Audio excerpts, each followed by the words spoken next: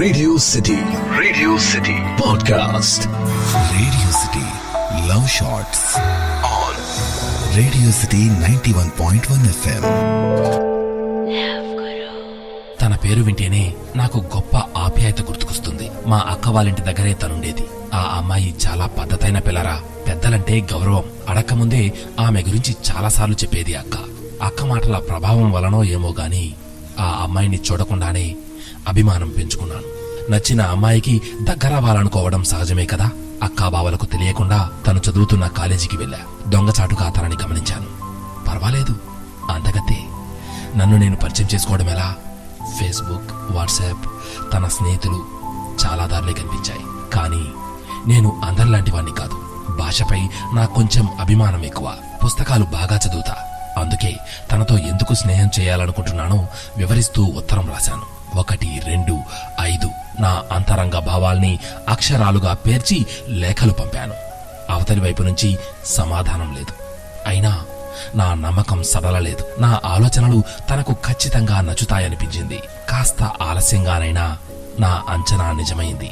మీరెవరో నాకు తెలియదు, కానీ మీ అక్షరంలో నిజాయితీ ఉంది.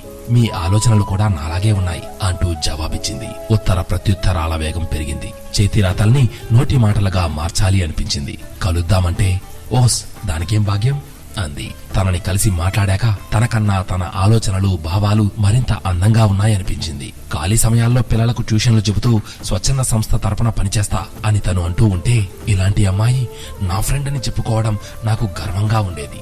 మేం తరచూ కలుసుకునేవాళ్ళం. చాలా విషయాలు చర్చించుకునేవాళ్ళం. అందులో వ్యక్తిగత విషయాల కన్నా సమాజ ప్రస్తావనే ఎక్కువ. బాధలు, కష్టాలు ఉన్నప్పుడు ఒకరికొకరం ఓదార్చుకునేవాళ్ళం. మాది కేవలం స్నేహమే. అందులోనే అనిర్వచనీయమైన ఆనందాన్ని వెతుక్కునేవాళ్ళం. కానీ మా సాన్నిహిత్యాన్ని ఈ సమాజం మరోలా అర్థం చేసుకుంది. సన్నిహితులే మమ్మల్ని ప్రేమ పక్షులు అన్నారు. స్నేహం పేరుతో రొమాన్స్ చేస్తున్నారని ఎగతాళి చేశారు. మేమేంటో మాకు తెలుసు. ఎవరినీ పట్టించుకోలేదు. రాను అపార్థం చేసుకునే వాళ్లే నిజం తెలుసుకున్నారు. కొన్నాళ్లకు నాకింకో అమ్మాయి పరిచయం అయింది. పరిచయం త్వరలోనే ప్రేమ బాట పట్టింది. నీతో జీవితం పంచుకోవాలనుంది నా మనసులో మాట ఆ అమ్మాయి చెప్పింది. నా సంతోషానికి ఇక పట్టపగ్గాలేవు. ఇక ఆమెతోనే నా జీవితం అనుకున్నా. భవిష్యత్తు ప్రణాళికలు వేసుకున్నా. నాకు ఇంకో అబ్బాయి దొరికాడు, నువ్వు వేరే అమ్మాయిని చూసుకో అంటూ ఓ రోజు ఆ అమ్మాయి బాంబు పేల్చింది. నా గుండె పగిలింది. బాధతో దాదాపు పిచ్చివాణ్ణయ్యాను. అప్పుడు నా స్నేహితురాలే నాకు తోడుగా నిలిచింది.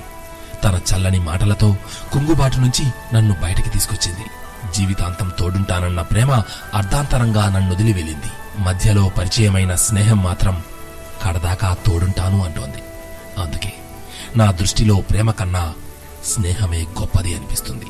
ఇలా ప్రేమ కంటే స్నేహానికి పెద్దపీట వేసే నిజమైన స్నేహితులకు ఈ సందర్భంగా ధన్యవాదములు తెలుపుకుంటూ, మిత్రమా, ఎట్టి పరిస్థితుల్లోనూ నిజమైన ఆ స్నేహాన్ని మాత్రం వదలొద్దు. Radio city podcast.